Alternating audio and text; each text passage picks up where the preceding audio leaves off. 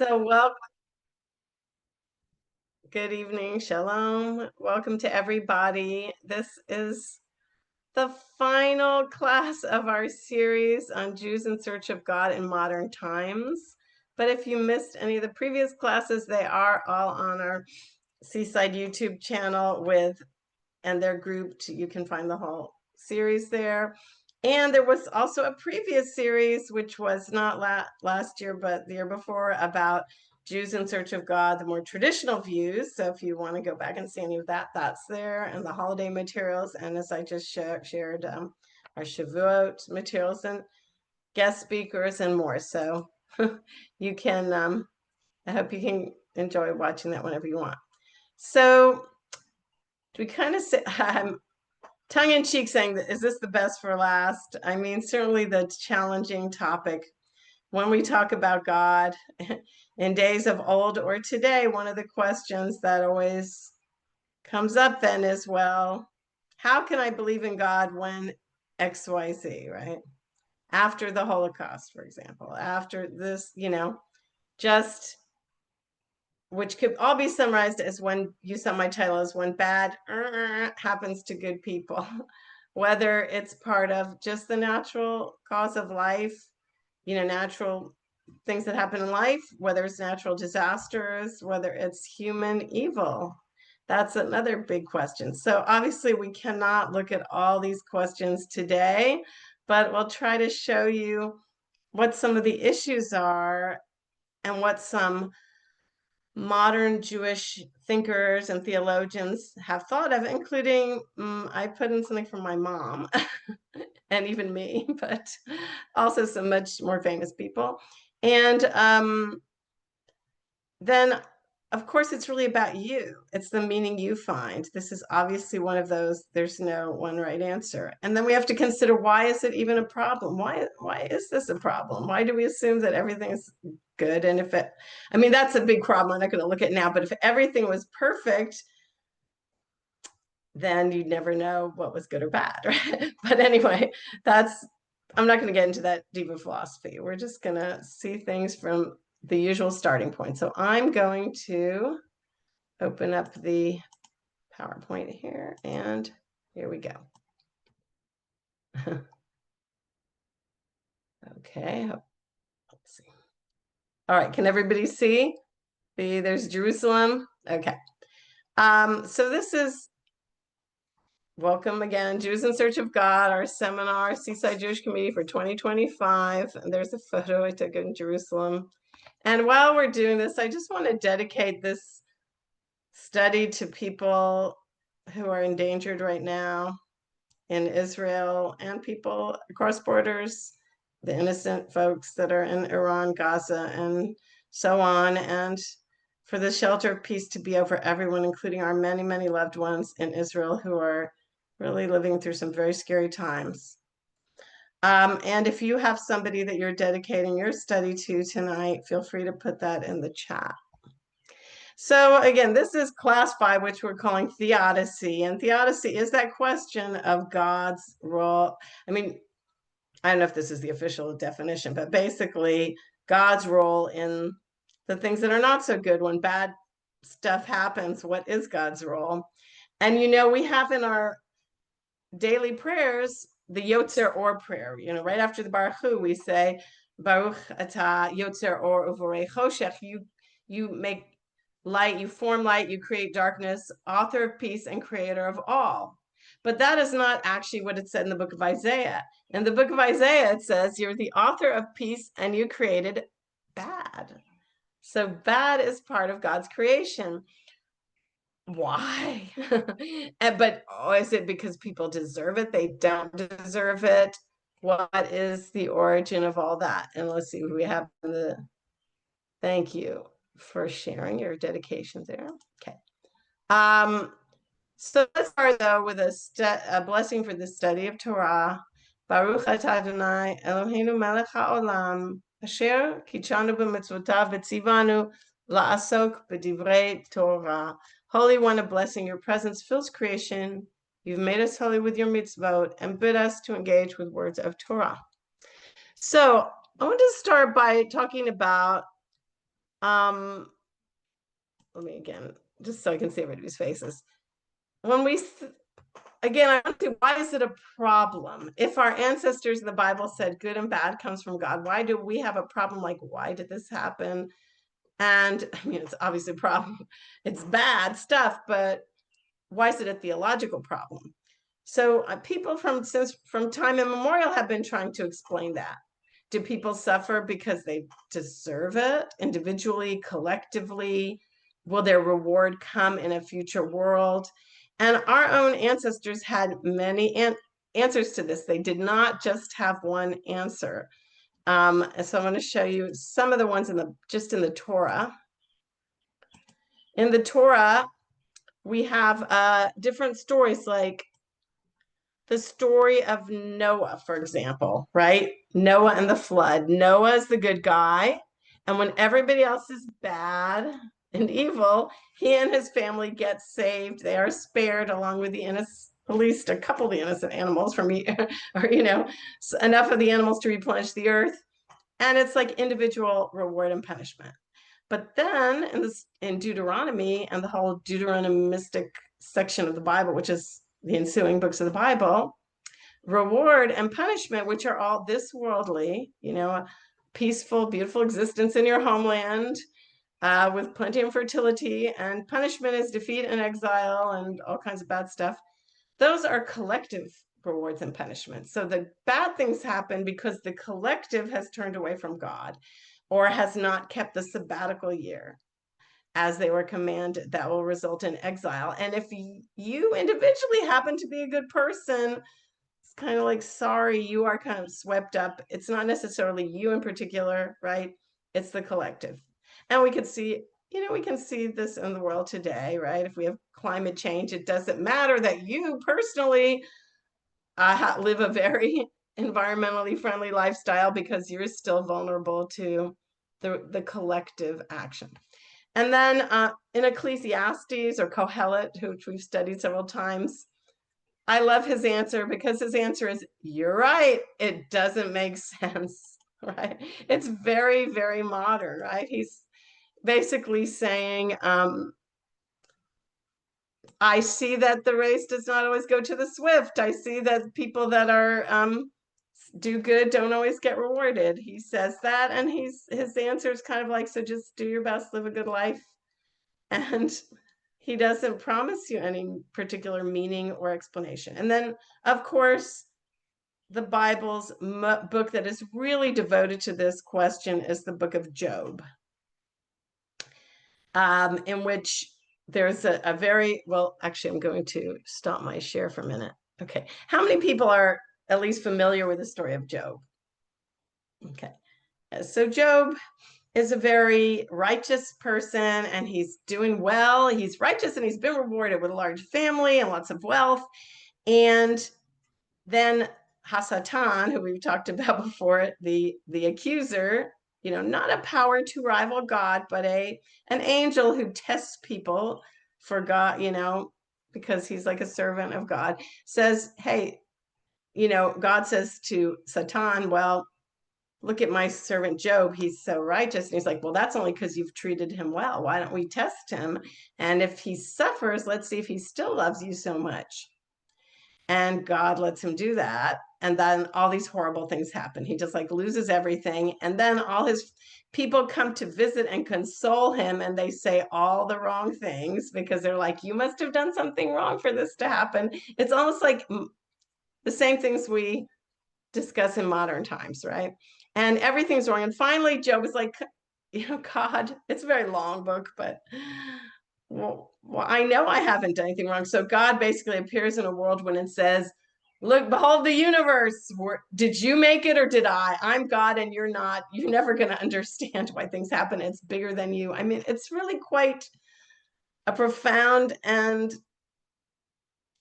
relevant throughout the ages. And then in the end,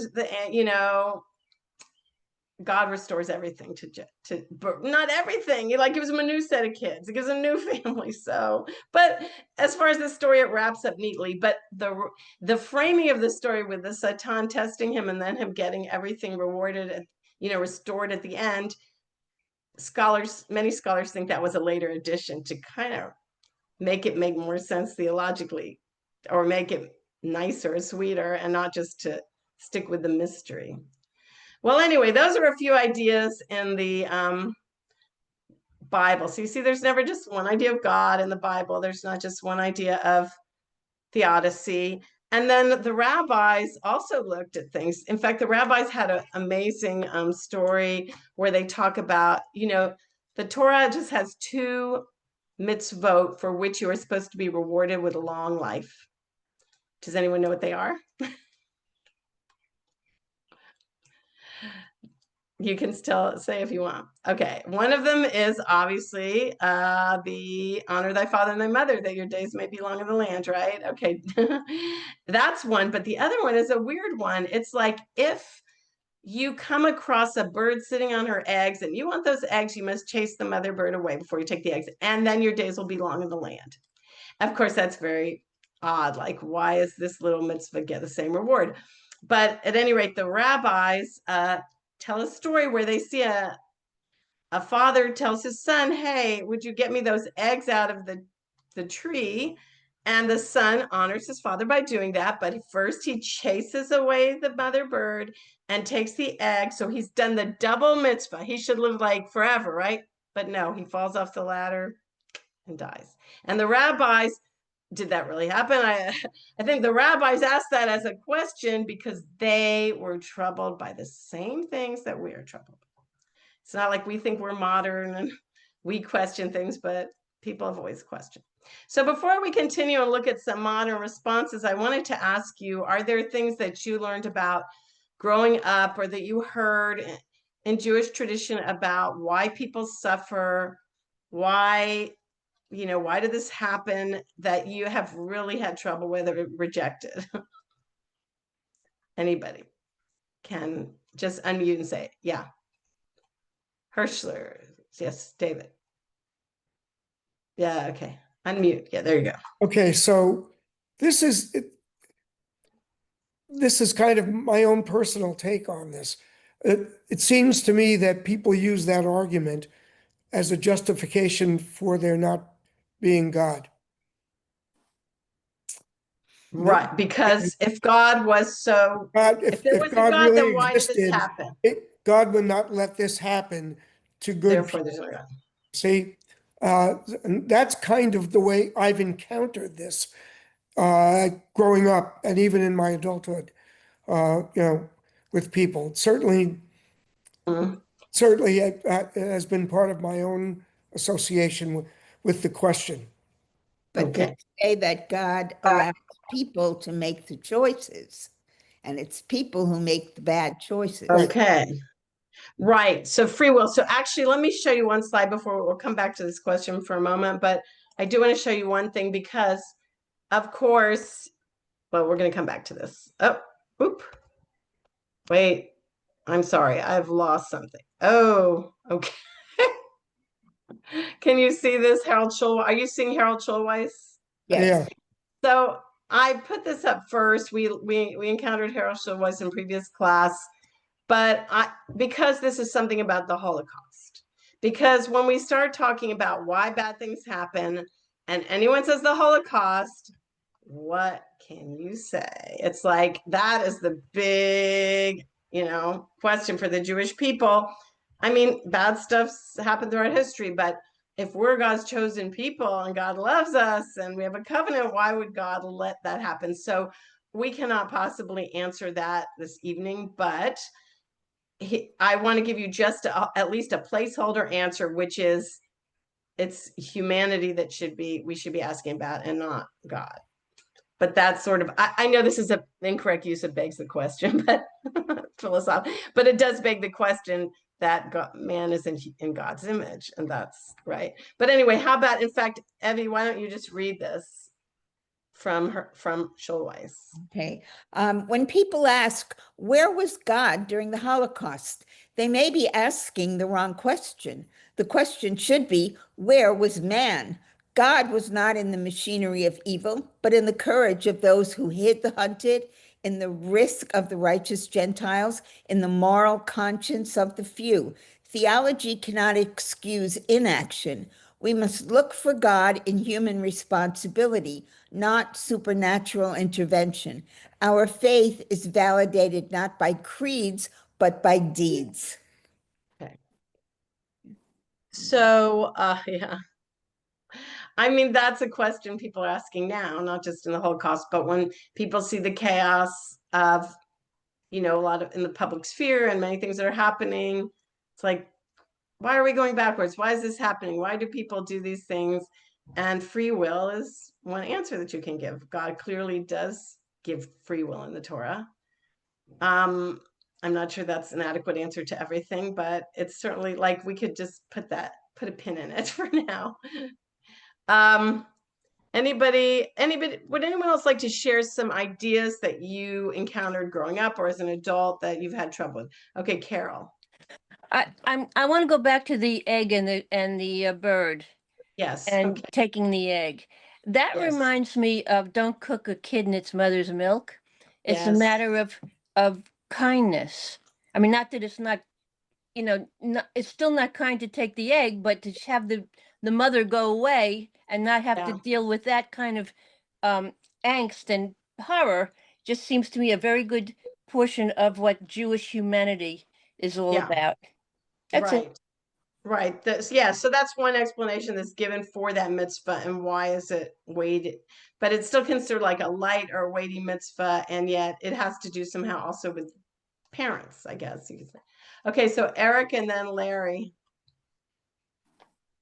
I guess my concern is throughout the Genesis, Exodus, Deuteronomy, God is always being involved in day to day, and even maybe less through the Tanakh.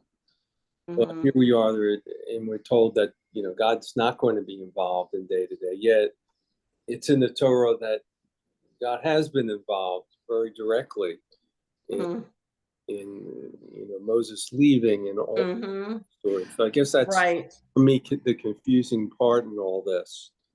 Yes. Think about the Holocaust. Yes. Well, that's a very good point to bring up, that if we look at the whole Bible, the kind of the arc of the narrative of the Bible, it seems like at the beginning, God is just there walking around with people, talking to people. They're hearing God speak. And then it gets less and less. Then God's speaking to the prophets only, right? And then it's sort of the end of the prophetic age. And if we look into, okay, so a great book was written about that. That was by Richard Elliott Friedman, who wrote the Bible. And the book is titled The Hidden Face of God, but it was originally titled The Disappearance of God, a Divine Mystery.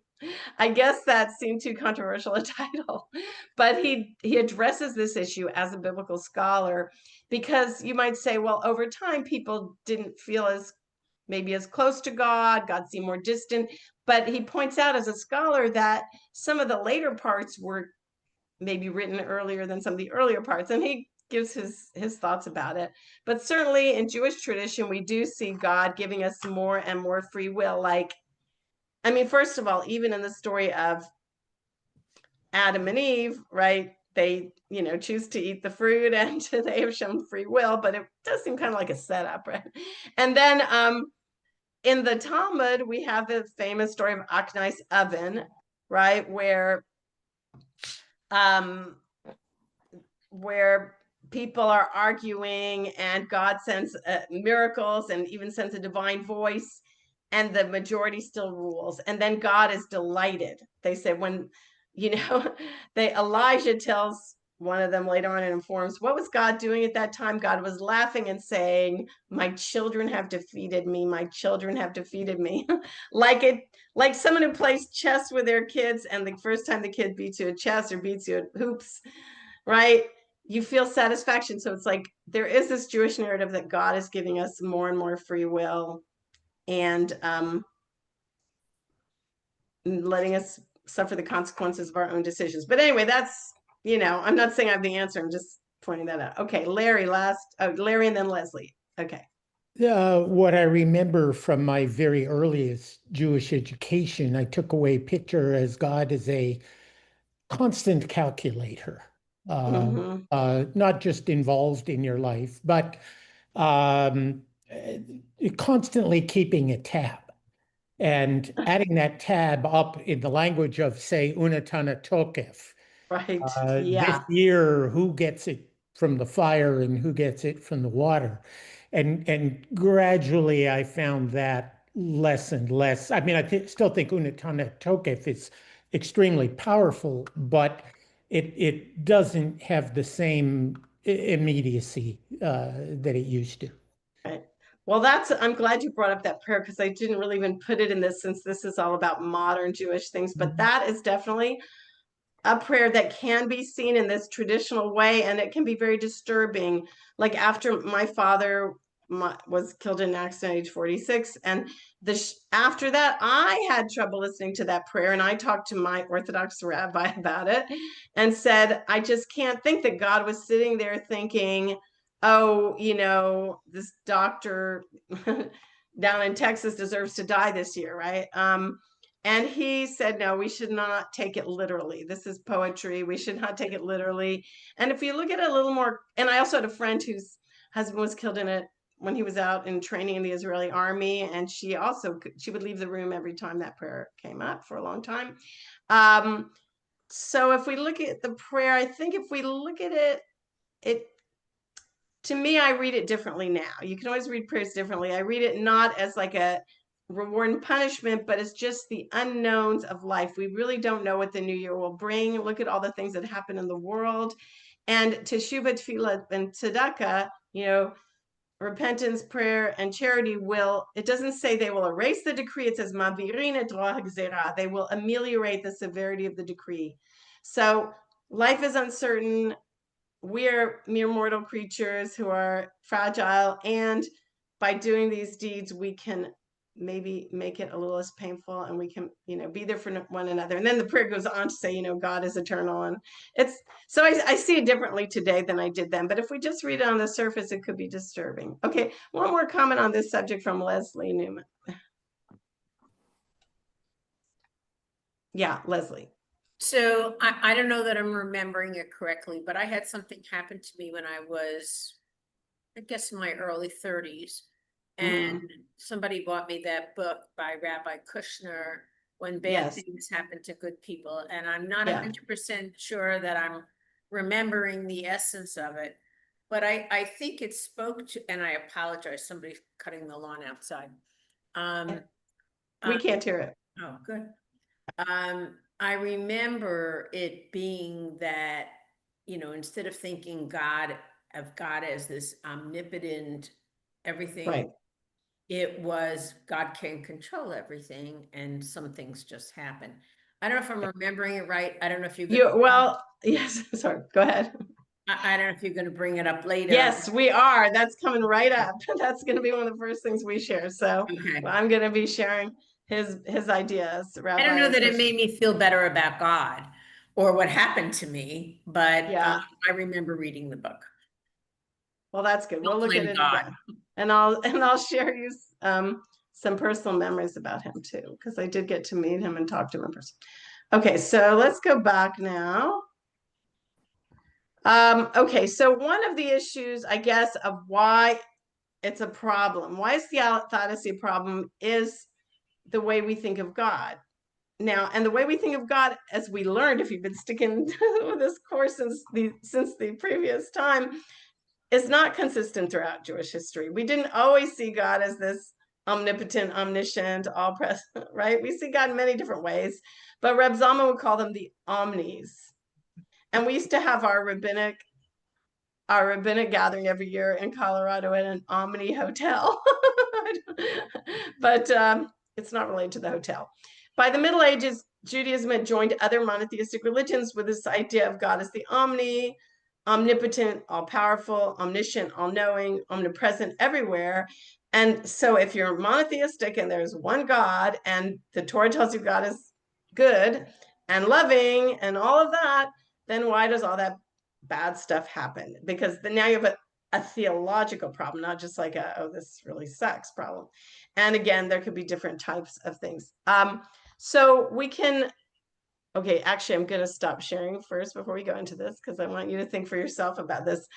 Since we've been in this class, especially this semester, whatever, I've encouraged you to think outside the box about God, to not only see God as the omni big person. I mean, I don't think we think of God as the old man with a beard in the sky, but even if Western art tells us to see it that way, but as some kind of invisible person who's saying, if you're stealing from the cookie jar, and is, rewarding and punishing, and our Father, our King. We learned there's different metaphors. We learned that there's a lot of different ways to see God. And I wonder if you have gained any new way, or you've, kind of experimented with any new way. So if anyone has, now's your chance to tell us.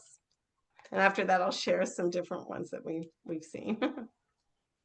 Anybody? Okay, Ida. I think what I have thought more recently is that that whole principle in Judaism of tikkun olam, of our being partners with God and Mhm. to help the world and shape the Okay. world, and also that whole idea.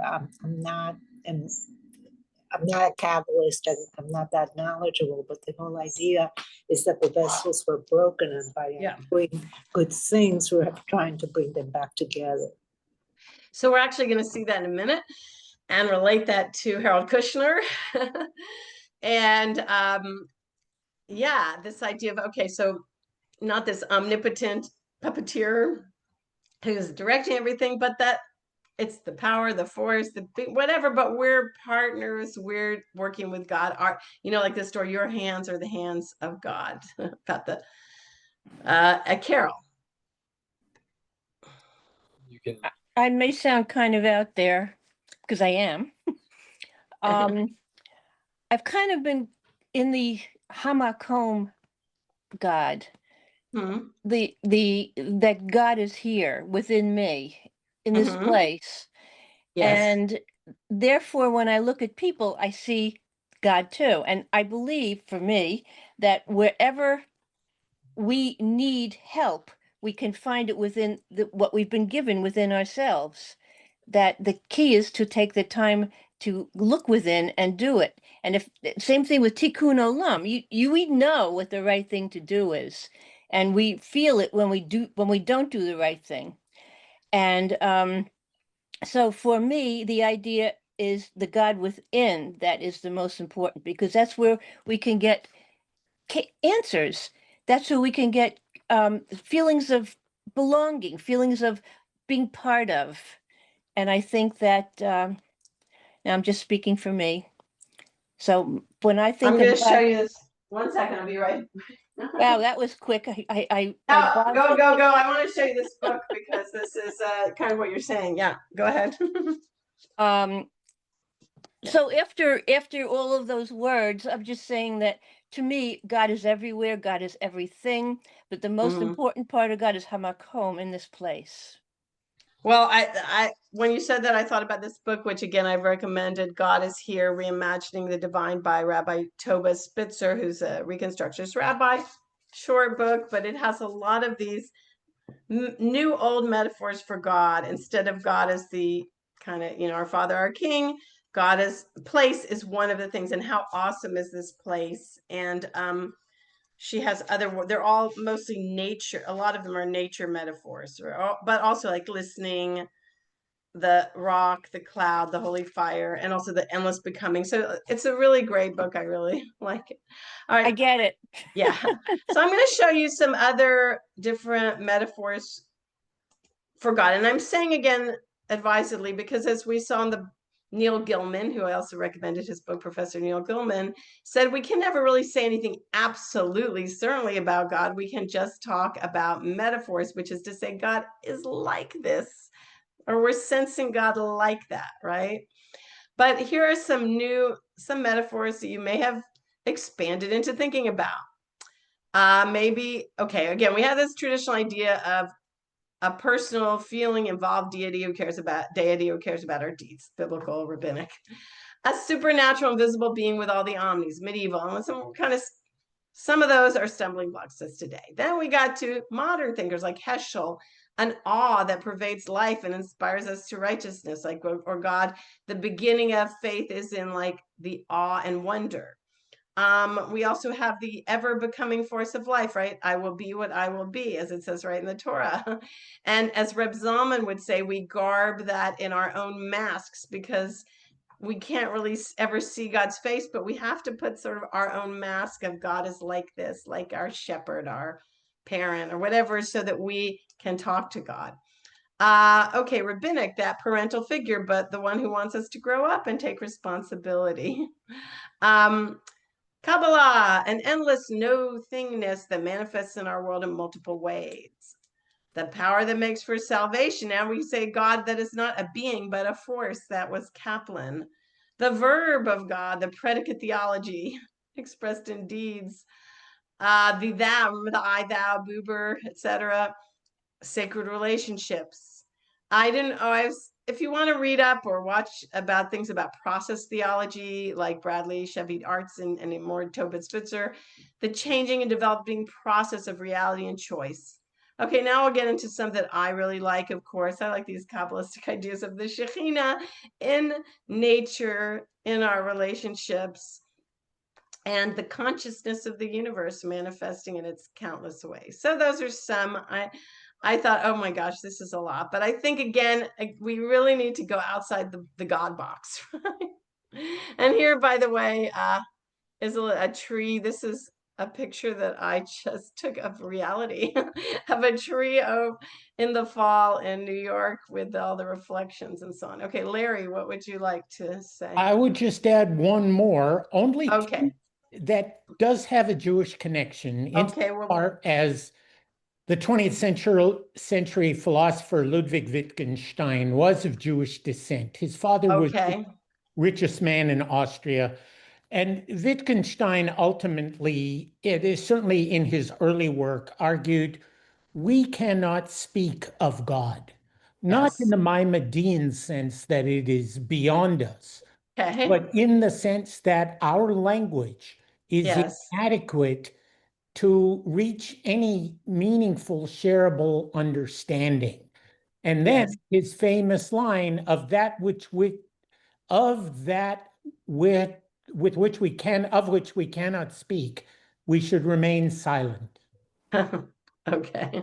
So, well, I'm not really familiar with him, but I know Reb Zalman would talk about things like that. It's kind of like the Ein Sof, the nothing like anything we can talk about, right? You can't see God's face and live, but but again, Reb Zalman's like, but you have to put a mask on that face. You have to, otherwise you have no relationship. If you can't even, right? You can't say exactly what God is, what God will be, but you could talk about different dimensions of our experience of God.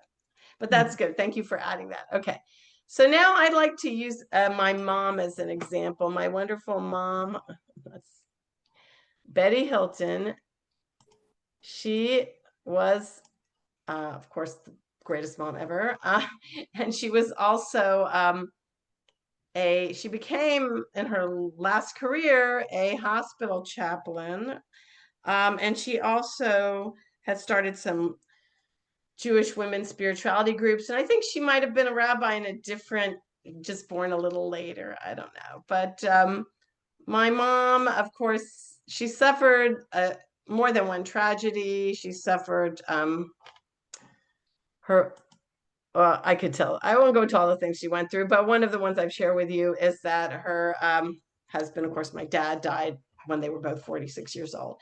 So she wrote a memoir that we published. I have copies if anyone wants a copy of it. Does God direct a seal upon your heart?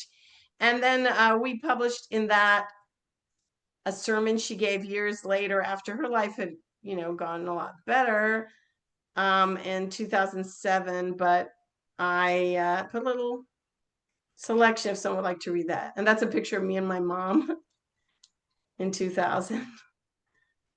Okay, so would somebody like to read this? And if they do, we'll just unmute. Oh, shoot.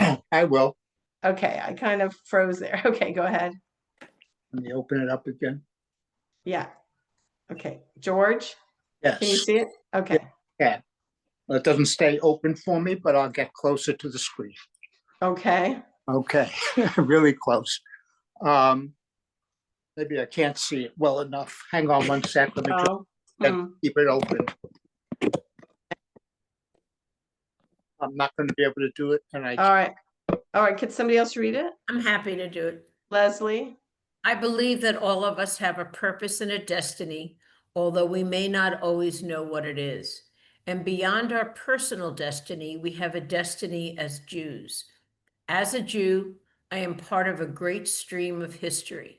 I visualize it like a huge tapestry covering the world. I am a tiny stitch in that tapestry, but if that stitch should unravel, the whole tapestry might come apart. Speaking of a chance meeting that led to her studying at Pardes in Jerusalem, I feel that the meeting I had with the young man in the sukkah was not an accident. If he had told me about the Pardes, I might never have heard of it. At that time, it wasn't very well known. The information he gave me was a gift which I accepted. Even Albert Einstein pondered the question of whether or not our lives are being directed. He once said, "The biggest question we have to answer is whether or not the universe," I think it should be, "is a friendly place." In other words, is everything in the universe random and accidental, or is it purposeful and meaningful? Does God direct our lives? Sermon at Temple Bethel, San Antonio, reprinted in her memoir, A Seal Upon Your Heart. Thank you. Yes, and she told this story about how she went on Sukkot to the Chabad in Austin, Texas, and she met this young man who knew who she was and told her about Pardes, and that was a turning point in her life. So the reason I'm sharing what my mom said, first of all, is that she definitely went through, she went through that with my dad and other things. And I think that she took this huge leap, like her faith just sort of went sky high, even though she was very sad and depressed and went through quite a lot. She still developed an extra measure of faith, I think, that led to her becoming a chaplain, both to support other people who are going through things, but also because of her belief system. So I put her there as an example of someone who's a modern person who is drawing on these traditional ideas, like I'm part of the big tapestry. And I've heard it, I thought my mom didn't say it this way, but you've heard the metaphor, like if you look at the other side of the tapestry, it just looks like a bunch of threads, but when you turn around, it looks like a beautiful picture. And that is, so the idea is, we can't really see the big plan all the time, but we are a very important part of it, even if we're very small, and that things that happen are not chance. So it's interesting because, of course, our father died in an accident, which he says this was no accident that I met this person.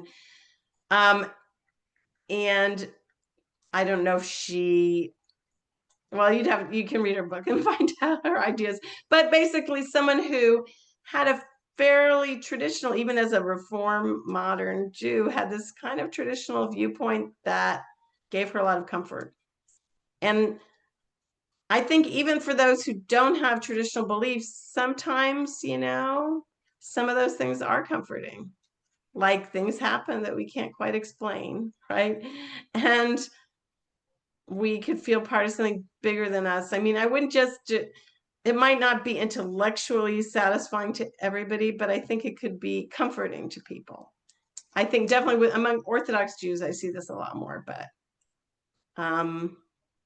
even among non-Orthodox Jews. Do you know, so does anybody take that approach, or have you ever found it helpful to you to have this sense of this traditional idea? Ida? Yeah. I almost felt like envious because I have a friend who is Catholic, and it's sort of like, God is right standing next to her. Mm-hmm. And I've had some experiences. For example, I was going to Cuba and visiting the Jewish community, and on one of those trips, someone gave me a card to contact his niece for an extraneous reason, and I didn't want the card. I just sat there and thought, I don't want this. This is about a divorce that happened in Cuba, and I didn't want to know about it first, and I don't want about it now. But I took it, and when I came back, I just put it in with other stuff I had about Cuba. And then we were going on a trip many months later, and we wanted to take some bricks from the Holocaust, from a street in the Holocaust, to give to the Jewish community, 2 parts of Cuba. And it was like Monday night, we were leaving Thursday for Baltimore, and Friday for Cuba. And I got the call from the person who had the license in California, who told me he'd been calling all week. He couldn't get anyone at the synagogue, and he didn't want to jeopardize his license, to be able to conduct trips like this. And because the Commerce Department said that they needed to know that it wasn't going to the government in Cuba. And I said, well, I guess we're not taking the stones. And this was like 9 o'clock Monday. 11 o'clock, I'm lying in bed trying to fall asleep. And I remember that I had this card, and this woman that the person wanted me to call was the niece of the head of the Jewish community in Havana. So I called him up in California, and I said, look, if you have a problem because of the language, call me and I'll translate. Well, it turns out that in Cuba, people at that point, weren't able to move, and the niece lived with her aunt. And we were able, literally in less than 24 hours, to get the clearance from the Treasury Department and take those stones down. And there was a Holocaust memorial built in a little town, a little cemetery, with those stones that were part of the history of the world. I felt that God had a role in this, that there was no other way that I would have had that card if they hadn't been so, because I know my personal instinct was I didn't want the card, and I didn't want it. Yeah. So that meaningful, something happened that was, very meaningful synchronicity, or it just seemed like, well, I can't explain this. And I think almost everyone's had an experience like that. I hope so. I definitely had them. My mother wrote a lot about them in her book, and that wasn't like every day was filled with things like that. It was just like occasionally something that happened like that reminded her of her connection. So so you can definitely feel this sense of God's guidance in your life. And in this case, I'm just trying to say in the incidents of, even when people are suffering and going through really bad things, a sense of like God's there with them, right? Okay. No, I have I'll make it very short too. Yes, do, because we have a lot more things to look at. Go ahead. Yeah.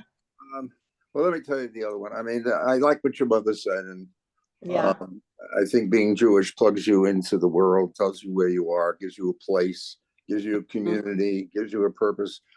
But the question is, when did you ever feel God? When did you get a sense of God?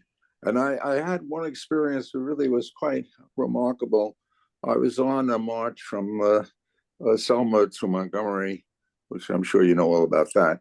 But we were walking into Montgomery, and there was we were across this wide boulevard. We were a whole bunch of people were in lines, and I was holding the hand of a black woman who I would never have held the hand of, who was a kind of a working class person by her dress anyway. And we were singing, coming in, and somehow we were also threatened, and it wasn't the safest thing to do. But anyway, that's a whole other story. But anyway, it was just a sense of a divine presence in that moment, in walking.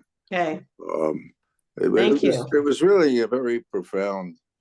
Thank you. I guess it was. I guess you could get that in a much less dramatic way, but it was a heightened, obviously, heightened situation. Anyway, so that's what I. Thank you, Stanley. I think, and again, we've talked earlier in earlier classes about that sense of, one of the ways people relate to God is the empiricism, right? We had the rationalist God makes sense. And the empiricists are like, I sense God. I don't need a rational explanation for it. I sense it. Look at what happened. This was, I felt that awe, how things came together. There's coincidences. Somebody's, how did that God direct my life? So I think that does relate to our beliefs. And then, of course, we have the existentialists who are more about how a sense of godliness in our lives can help us feel more purpose and connection to others. But so that's all true. But I guess for this evening, that's all true. And believe me, that's probably my number one way of relating myself. But I think for this evening, I'm trying to look at how do those things factor into even when bad things happen, right? Do you feel that way? But now we're going to go in a very different direction. So let's, I want to make sure, I know we will go to a little bit after 8. I hope you can stay because it is a big topic. But so Harold Kushner, we're just talking about when bad things happen to good people. And he is such a mensch. And I was very blessed because I did get to interview Rabbi Harold Kushner for the San Antonio Jewish Journal long before I was a rabbi. And he was such a mensch and such a humble person. And I did talk to him about some things, which I'll show in the next slide. But this is just a little bit that kind of gives you an idea of what's in this book that became a bestseller. And he said it became his own, his eternity, his kind of afterlife, because people use that phrase, when bad things happen to good people, even if they never even read the book, and it's been decades and so on. So who would read this for us? Get somebody to read, please. I can try it again. Okay, George, try. I believe in God, but I do not believe the same things about him that I did years ago, when I was growing up or when I was a theological student. I recognize his limitations. He is limited in what he can do by laws of nature and by the evolution of human nature and human moral freedom. God does not cause our misfortunes. Some are caused by bad luck. Some are caused by bad people. And some are simply an inevitable consequence of our being human and being mortal, living in a world of inflexible natural laws. The painful things that happen to us are not punishments for our misbehavior, nor are they in any way part of some grand design on God's part, because the tragedy is not God's will. We need not feel hurt or betrayed by God when tragedy strikes. We can turn to him for help in overcoming it, precisely because we can tell ourselves that God is as outraged by it as we are. Okay, so he would say, and now, again, how many people actually, sorry, I'm trying to stop sharing. Oops. Oh, shoot. What's happening? Oh, okay, sorry, I just totally lost it. How many people did read his book, even if it's been a while? Yeah. Oh, that's okay. So when I interviewed him, I asked him, because this was after my father had died, and I said, when that happened, I was trying to make sense of it, and I either decided, and I was 20, at that point, my thoughts were either everything's just chaos and random, or everything's part of a bigger plan. I just, above my pay grade, I don't know what it is. I can't understand it. And I decided I'm going to go with the second one, because otherwise I'll just lose my mind. That's how I felt at that time. Now I developed a little more other ideas later on, but he's saying, of course, Kushner, we know, had a terrible tragedy in his life, that he had a son and a daughter, and his son, at age 3, was diagnosed with this rare disease called progeria, which not only caused him to die in his teens, but he aged like and became like an old man physically, even though he was a child. So this terrible experience, and that led him to a lot of contemplating, why did these bad things happen? And he said, never for a minute, if he could have his son back, he didn't care about if he understood it or not, but at least now he could share his thoughts with others. So I told him, well, I found some meaning in Kabbalah. Like by that time, I was thinking in things a little more in terms of Kabbalah and the breaking of the vessels, how the world is a broken place that needs to be healed. And he said, well, I don't literally believe that, but I think that this that the Lurianic Kabbalah is the most compelling metaphor to explain the human condition. So that was very interesting. He said that when he first finished rabbinical school, he was an Orthodox Kaplanist. He was a rationalist, a reconstructionist, and yet he became a little more mystical as time went by. And even though he didn't literally believe Kabbalah, he found it, meaningful. So I'm going to again go back to that and show you, just to refresh your memory on the Kabbalah. I won't go into this in detail, but you remember that we learned that in Lurianic Kabbalah, the idea is that there was a boundless endlessness of God. Everything was perfect, but God wanted to relate to humans or to other creatures, and God contracted God's self, so to speak, sent in some light for creation. The vessels that held the light could not withstand it, and they, shattered. And so the world is a broken place from the get-go. That's part of the reality of creation. And yet everything requires breaking to be made, right? Seeds have to, one of Kabbalah said, the seeds must break open for the plant to grow. It's all part of the way things are in the world. And we can be, as some others said today, God's partners in raising those sparks and doing tikkun olam. And he said this is his most compelling metaphor for the human condition. So that was Kushner. Let's look at some of the others, and then we can kind of discuss more, because I don't want to. I'd like to look at some of the other ideas. Is that okay? Then I'll come back and say, well, which one do you find more compelling? All right, sorry. Me and my. All right. Okay. So Harold Schulweis, if you remember, one of my favorite theologians. He lived a very long life, was a leader, Reconstructionist / conservative, leader of a big synagogue in Los Angeles. And he had a very interesting idea of good and evil that was based on traditional ideas from the rabbis, but kind of modernized. And he read this famous essay in which he was talking about an incident that actually happened in his congregation, a tragic incident in which a young man was driving home after Yom Kippur and was killed in an accident. And the father was kind of like, why would God let this happen? Which led Schulweis to do a lot of soul searching and thinking about theology. He said, we can't just say, oh, it's too much, it's a mystery, I don't understand it. We need to try to be able to articulate our theology. So would somebody like to read this from Schulweis? Okay, David Hirschler, please. In Judaism, there's one God. There's no devil to scapegoat, no antichrist on whom to blame evil. Judaism is an ethical monotheism, but I take note that even though we speak about one God, there appears in every liturgy two names. In our liturgy, yes. Okay, go ahead. Okay. Yeah. In our liturgy, two names that complement each other, Adonai and Elohim. One God with two names that appear side by side. Shema Yisrael Adonai Eloheinu Adonai Echad. If the emphasis is on one God, why not simply recite Shema Yisrael Adonai Echad? The duality in the traditional prayer formula suggests a deeper meaning and is helpful in dealing with the question of suffering. The one term, Elohim, normally translates as God, is found exclusively in the first chapter of the first book of the Bible. There's no mention of Adonai in that opening chapter, only Elohim. What is the character of Elohim? Elohim is the God of nature, the creator of the plenitude in nature. Elohim is the creator of mountains and valleys, sunshine and darkness, earthquakes and droughts, lions and lambs, the God who creates a morally neutral universe.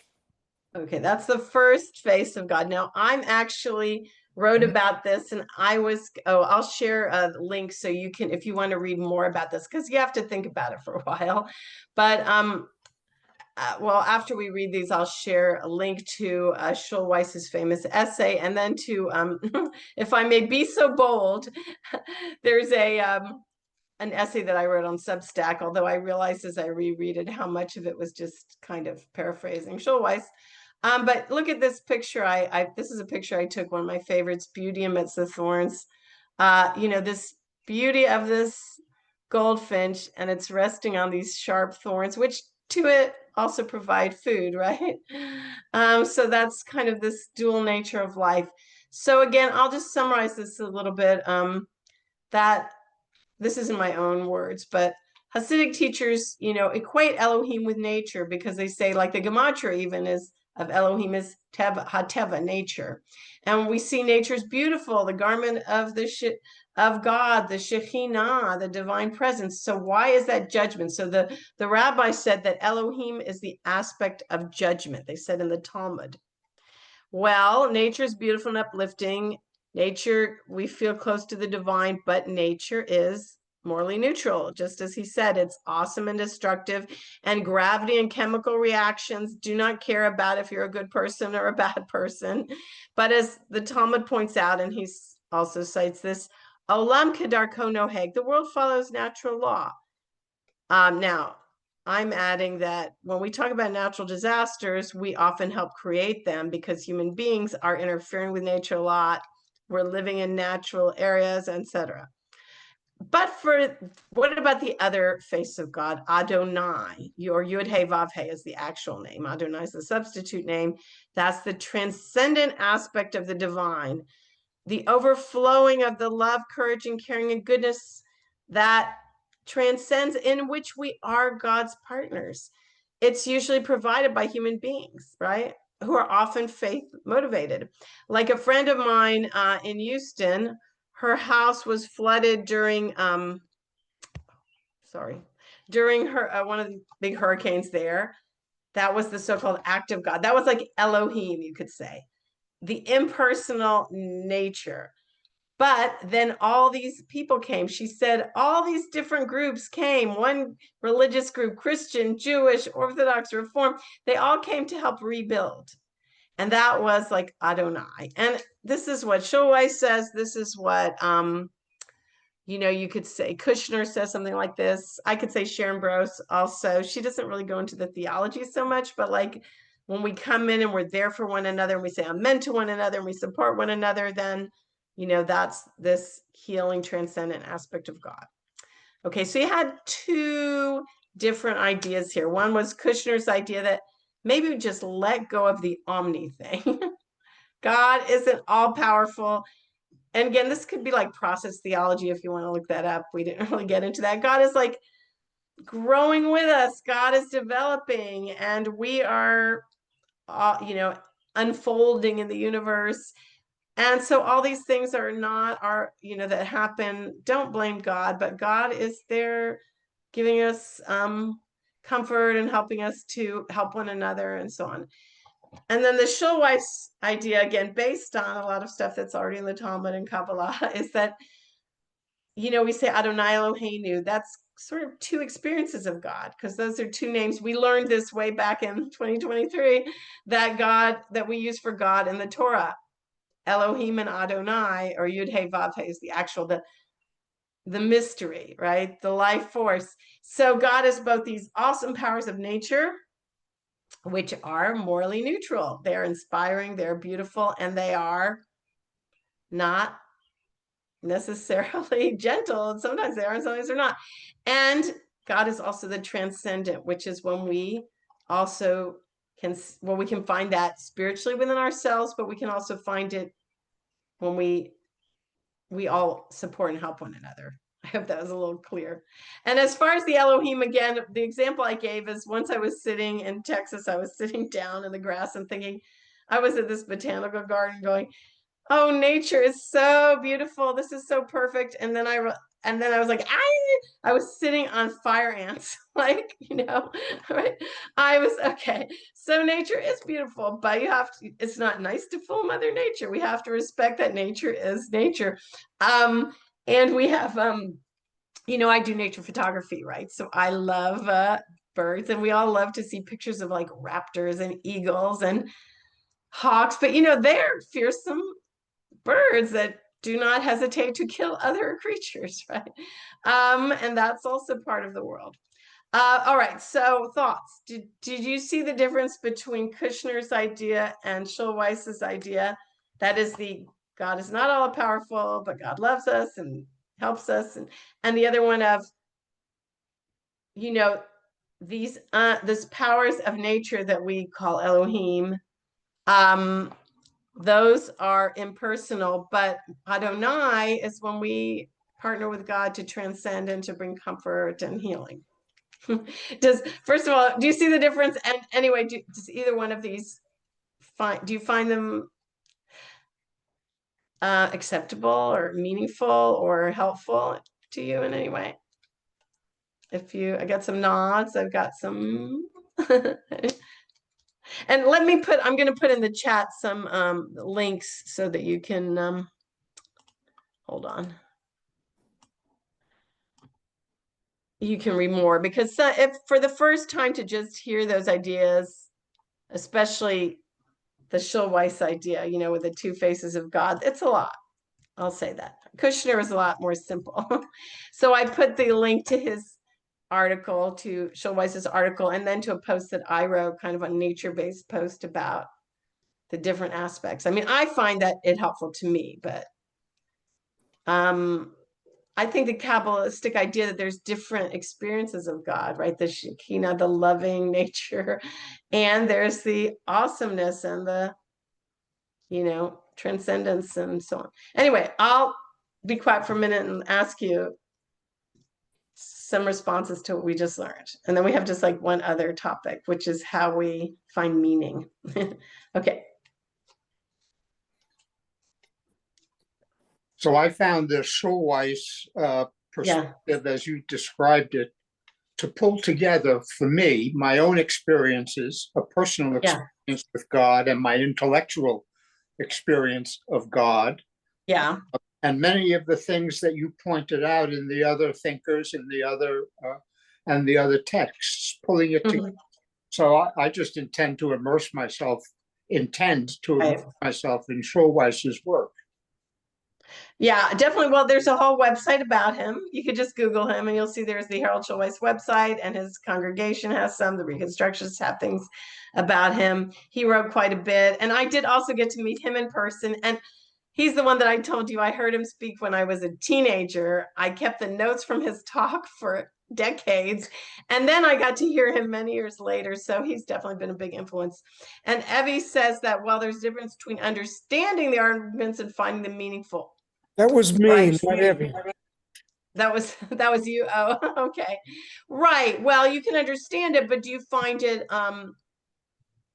interesting? I don't know. Like, so to be very honest, you have that long list of metaphors for God, and each one representing a particular theological or even philosophical perspective. I think you actually showed that to us in one of the first lessons that you did in this series, because it looked familiar. But each time I looked at it, maybe I just looked at it more than once when you had it up there today. But I feel like there needs to be one more bullet down there. None of the above, or maybe all of the above. Oh, well, yeah.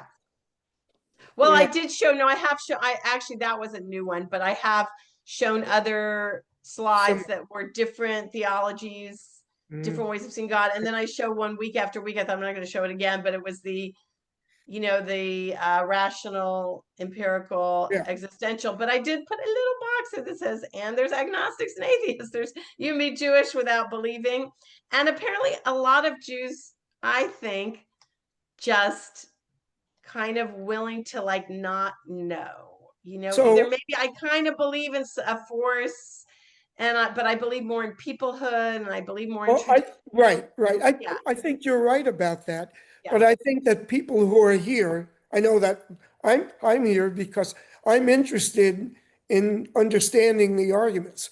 I'm not sure that I if I find them more compelling now than I may have before. But I'm still interested in hearing about it. And being able to understand them is one thing, as I wrote. Finding them personally meaningful, it may or may not work. For me, so far, it hasn't really worked. Right. Well, I think these are things that, we develop over time, and we have to kind of all find our own meaning. We're going to see that in a minute. That's the last thing. How do we find meaning? Not just do we find understanding, but Can I just yeah. add one little Yes, note to yes. that? Okay. I'm not necessarily saying that I'm perfectly happy being in that position, but I'm not unhappy either. It's okay. I mean, for me, everything seems to work in a rational way, being able to understand it without necessarily being moved, significantly by any of it. So.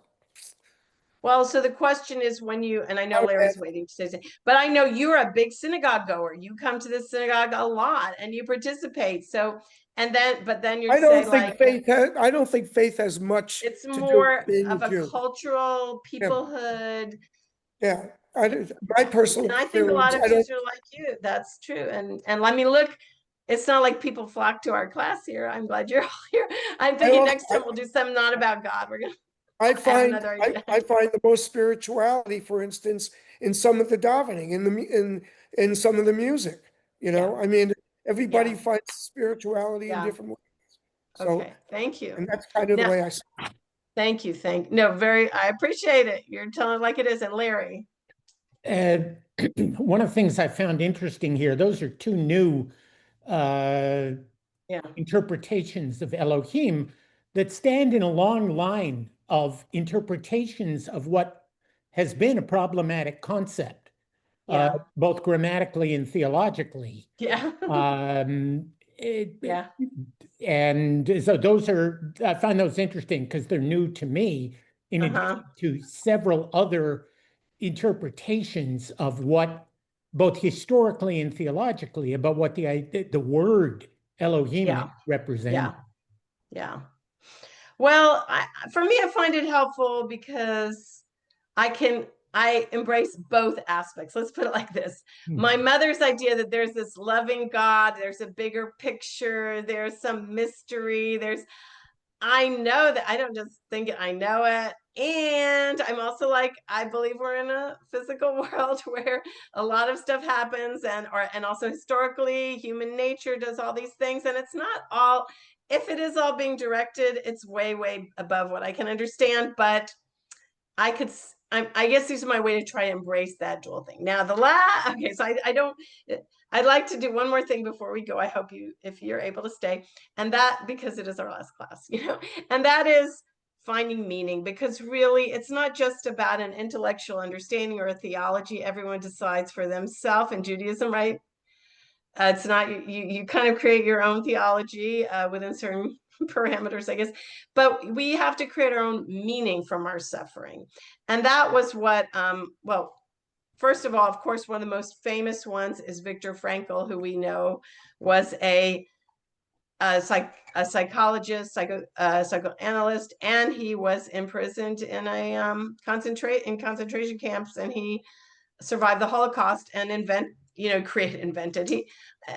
he founded the school of logotherapy, saying that we are motivated not only, and not even primarily maybe, by our desire for pleasure or power, but by our need for meaning. So here's a couple of famous quotations from him. Would somebody like to read these for us? Sure, I will. Okay, thank you, Pamela. Everything can be taken from a person but one thing, the last of the human freedoms, to choose one's attitude in any given set of circumstances, to choose one's own way. In the camps, there were always choices to make. Every day, every hour offered the opportunity to make a decision which determined whether you would or would not submit to those powers which threatened to rob you of your very self, your inner freedom, which determined whether or not you would become the plaything of circumstance, renouncing freedom and dignity to become molded into the form of the typical inmate. Okay, well, that obviously there's a lot to ponder there, and we could even say in our world today, right? There's choices to be made about how we respond to. Fortunately, most of us are not in such an extreme situation, and I hope we never are, but we have to make a lot of decisions based on circumstances beyond our control, right? And would you read the other box, which is another saying from him, Pamela? Sure. As each situation in life represents a challenge to man and presents a problem for him to solve, the question of the meaning of life may actually be reversed. Ultimately, man should not ask what the meaning of his life is, but rather he must recognize that it is he who is asked. In a word, each man is questioned by life, and he can only answer to life by answering for his own life. To life, he can only respond by being responsible. Thus, logotherapy sees its responsibleness, the very essence of human existence. And by the way, I tried to make this more gender neutral, but I just got worn out after a few sentences. The other one, I did make it more gender neutral because some of these books, even written just like in the 1980s, they are, they weren't gender neutral. But anyway, obviously he's tremendously influential in this idea that we make our own meaning. When you say, what's the meaning of this? Why is this happening, right? He's saying, it's you who are being asked. You're making the meaning. And I just see this again and again, like during the pandemic, for example, everybody made different meanings about it. And people do create their own meanings. Sometimes people jump to conclusions really fast, and sometimes people are well thought out. But we can't tell other people what their meaning should be. We have to kind of create our own meaning. And if it's a traditional one, a non-traditional one, a secular one, a religious one, it can be a kind of a salvation, but we find it for ourselves. So this is kind of the last slide. I had some questions on another slide. And by the way, this picture that I took, I called December 2020. It was December and it was 2020. And we were at this park in Westchester. And the sun's very nice sunburst breaking through the clouds. But the loneliness of the person sitting there, to me, represented 2020, like communing with nature, but being so separated from other people. So anyway, here's a little bit more from Kushner.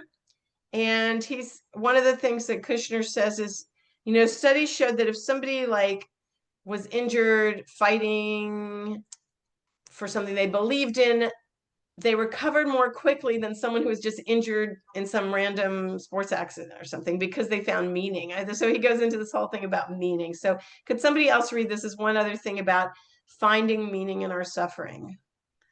Somebody else want to read for us? I can read it. Okay, Stan. Okay. We could bear any burden if we thought there was a meaning to what we were doing. Having made it harder for people to accept their illnesses, their misfortunes, their family tragedies, by telling them that they are not sent by God as part of some master plan of his. Let me suggest that bad things that happen to us in our lives do not have a meaning when they happen to us. They do not happen for any good reason which would cause us to accept them willingly. But we can give them meaning. We can redeem these tragedies from senselessness by imposing meaning on them. The question we should ask is not, why did this happen to me? What did I do to deserve this? That is really an unanswerable, pointless question. A better question would be, now that this has happened to me, what am I going to do about it? Okay. So now I think you should mute because you got a lot of feedback there, but thank you for reading. Okay, so let's get out of this and go.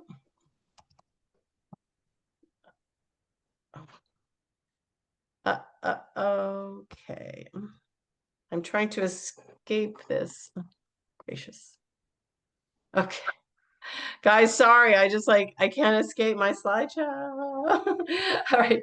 So that's, I think, really the important thing is kind of the meaning that we find in our responsibility.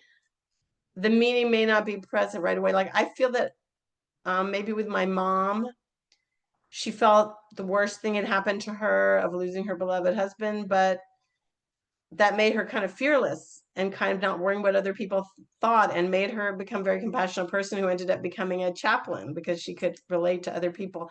Some people have taken tragedies have made them, if they have the means, people have made them into philanthropic things, or they've been motivated to do something, or just they made their own we have to tell our own story of what we think, how we Pam said, Stan, the echo on your voice makes it sound like the voice of God. Well, there you go. Okay, so now you're believers. Okay, so any thoughts about this last thing about meaning, the finding meaning in suffering? Is it just, it's sometimes can be very hard to find the meaning, but I definitely think we can't impose the meaning on other people. Everybody interprets things in their own way. Any thoughts how you've made meaning out of anything in your life, if you wish to share? I know a lot of you've been through, because I know a lot people have been through a lot, people are going through a lot, and most people as we go through life do encounter different hardships. So has there been a meaning that you found from things that you've been through and that you want to share, or a way you've understood? Yeah. Carol. When my father died, which is good years from now back, I was in an adult bat mitzvah class. And one of the members of the adult bat mitzvah class was a member of the Fevra Kadisha for the synagogue, and she came to the class and she gave a story. She told what it was, and we were all very impressed with it. Well, about 2 weeks later, my father died, and I felt like the entire community was carrying me through this horrible experience. Yeah. Everything about it, all of the stages of what had to be done, the sitting with him, everybody pitched in. Yeah. Everybody was there. And I got such a sense of being carried by the Judaism of God through this terrible experience. And that's how I came through, by learning about Jewish spirituality. Thank you very much. And I think Leslie is the one who directed me to that book, The Amen Effect, or The Amen Effect, by Sharon Bruce. I think you're the one that told me about it. That is a lot about that's community and Judaism, and how we are there for one another. And I think that is really one of the greatest gifts of our tradition. And it's also something so much missing in a lot of modern society, is a sense of community and support. Whereas if you do get involved in Jewish community, it's very much part of it. Yeah. Any other thoughts? Anybody want to call bullshit? I mean, whatever you want to say. Okay, Leslie, what do you? A number of years ago, I went with a friend and my brother to a workshop that was given at some applied science-y kind of thing at the University of Maryland. And one of my takeaways was that it's how you tell your story.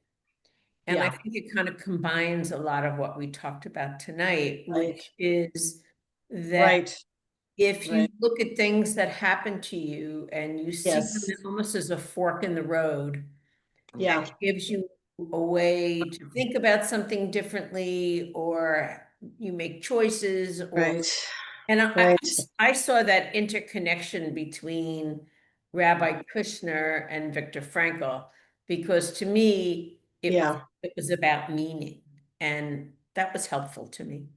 Thank you. I'm so glad you said everything. Everyone is saying all the best responses tonight. So all these things I should have said, but this idea of how you tell your story, it's so important. And first of all, I think it's important to our whole country. I think this is one of the big things dividing us today, is that we can't agree what our story. It's either we're perfect and we don't, ignore anything anything bad we ever did, or we're just terrible. And that's problem. We have to. And yet there's a sense of, we're seeing a sense of community in places and in ways that normally we would not expect. So I think, that telling your story is very important. And, some people that went through the Holocaust, some people told their stories in different ways of survival, miracles, some people of horror, and it was all terrible. So I but people could tell their story different ways. And then right now in Israel, when I'm calling people, people are telling the story in different ways of what they're going through. You know, some people, not my husband's family, had a lot of like faith and confidence, and some people are feeling very overwhelmed, and I think they're both right, you know, but we have to find what works for us. So okay, so those are important questions. So I think tonight we've seen that, you know, Judaism has had many ways of dealing with theodicy, and that we've had, just as we've had many different concepts of God, and sometimes we have to go outside the God box to have new ideas and make our own new theology. And we saw traditional ones like my mom that still had a kind of traditional but modern point of view. We had Kushner's idea of God is with us, God is not all powerful, and we had Schulweis, etc. about you know, there's different aspects we're experiencing of God and godliness, and then ultimately we have to find and make our meaning. And now I would show you my last slide just because I really like the I just happen to really like this picture that I took. So, but I hope after you've been through all these classes and maybe 2 sessions of it, that you have an enlarged appreciation for Jewish ideas of God through the ages and today, and a curiosity to learn more and discuss it, maybe with a Hevruta, with other people, and maybe kind of create your own theology and describe what your beliefs are, even if your beliefs are like, I'm not a believer, but like you believe in something, right? You believe in peoplehood, or you believe in yeah, you have your right, you got your own beliefs, so that's also a theology. And now I just wanted to if you have ideas of what you'd like to do, God willing, next time we do a class, probably next spring. I mean, one thing I've thought about that I did before that might attract some new people is this idea of great controversies in Jewish history, or great, you know, great, yeah, because there's a lot of divides and schisms today, but they're nothing new, and it could be interesting to learn different things, read about them, and kind of argue the different sides. I don't, you know, that might be fun. Or if you have other ideas, you can let me know, because hopefully we have a while to do that. And our friend Larry, tell us what you're going to be teaching, because some people might want to take your class too. Sure. In the fall, I'm going to do a series of presentations for an hour 15, like this one, on 3 great thinkers, Jewish thinkers, but coming from very different backgrounds and angles. And so these thinkers that I plan to cover will be Benedict Baruch Spinoza and Karl Marx and Sigmund Freud, all tremendously impactful, all of Jewish background, but they experienced, their Jewish experiences were very different. Their intellectual contributions were very different, but they all had a significant impact on the world and on subsequent Jewish thinking in many different ways. So no prior knowledge of philosophy or Jewish history or anything like that is necessary. And I see these more as kind of a roundtable, as the rabbi has been doing, with plenty of opportunity for contributions and questions. But I think you'll find these figures who we know sort of in one dimension as they've come down to us, but they have a lot of interesting Jewish dimensions to them as well. Is it going to be on Zoom?